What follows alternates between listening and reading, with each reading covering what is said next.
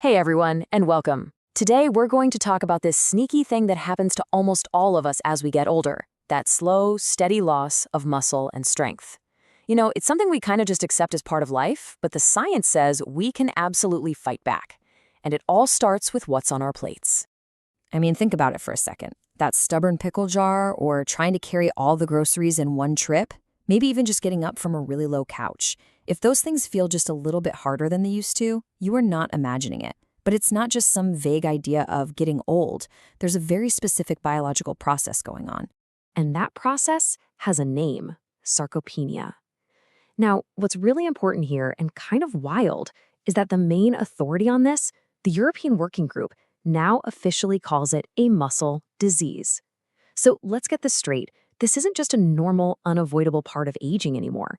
It's a specific condition that we can actually do something about. And doing something about it is absolutely crucial. See, sarcopenia isn't just about feeling a little weaker. It has really serious consequences. It's a major reason for falls, for broken bones, and it can lead to losing your independence and just a general decline in your health. This is why we need to take it seriously. So, what is actually happening inside our bodies? Why do our muscles change so much as the years go by? Let's dive in and take a look at the inside story. Okay, so the whole thing really boils down to how our muscles handle protein. When you're younger, your muscles are incredibly responsive. They're like sponges. They soak up the protein you eat and just efficiently turn it into new muscle. But as you get older, that whole process gets, less efficient. Your muscles start to need a lot more protein just to get the same muscle-building reaction. And of course, there's a scientific name for this. It's called anabolic resistance. Now, anabolic sounds complicated, but it just means building up. So anabolic resistance literally means your muscles are resisting the signals to build and repair themselves, even when you're giving them the right stuff, like protein and exercise. This is my absolute favorite way to picture it. Imagine your muscles have become hard of hearing. The quiet whisper from a normal amount of protein, it just doesn't register anymore. For them to get the message and actually start building again, you have to speak louder. You have to give them a stronger, more powerful protein signal. So if we need to speak louder, what does that actually mean for our diet? This brings us to the new rules of protein for aging, which, believe me, are pretty different from what a lot of us grew up learning. For decades, the standard advice, the RDA, or Recommended Dietary Allowance, has been 0.8 grams of protein for every kilogram of body weight. So for a 150-pound person, that's about 68 kilos, which comes out to around 54 grams of protein a day. And that number was just designed to prevent you from being deficient.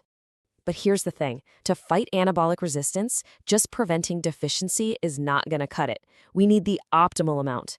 And the new consensus, coming from a ton of studies, is that to really preserve muscle, healthy older adults should be aiming for 1.0 to 1.2 grams of protein per kilogram.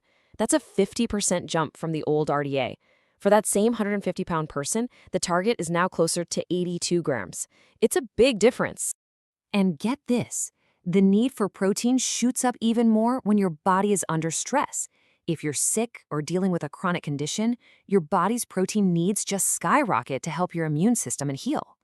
The recommendations can climb all the way to 1.5 grams per kilogram, and in really severe situations, even up to 2.0 grams. Okay, so we've got the message we need more protein. But here's where it gets even more interesting. There's another layer to this whole anabolic resistance puzzle. The research is super clear that just hitting your daily total isn't the best strategy. How you spread that protein out across the day matters a lot. So here's the crucial takeaway. Studies show that you have to hit a certain amount of protein in a single sitting to really flip that muscle building switch to on. And that magic number seems to be somewhere between 25 and 30 grams per meal.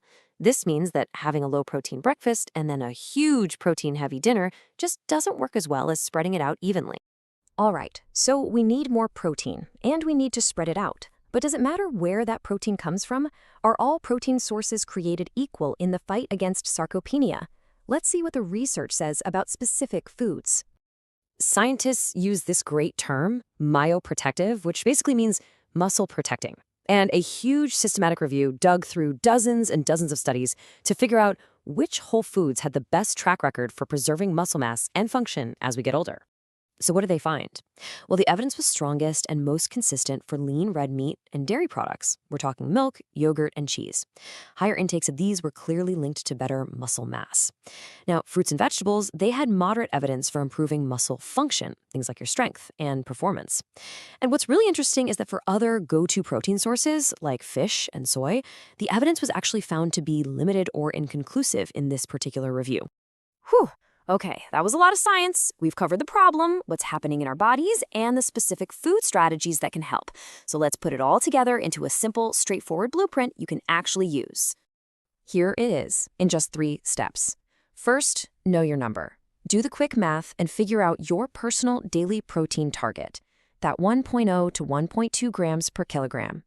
Second, don't backload your day. Spread it out and really try to hit that 25 to 30 gram sweet spot at breakfast, lunch, and dinner.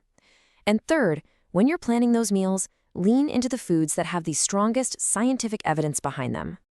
And we'll end with this thought. The choices we make at the dinner table today, they're not really about today. They are actively building the body, the strength, and the independence you're going to have in the decades to come. So fighting sarcopenia is really an investment in your future self. Thanks so much for joining me.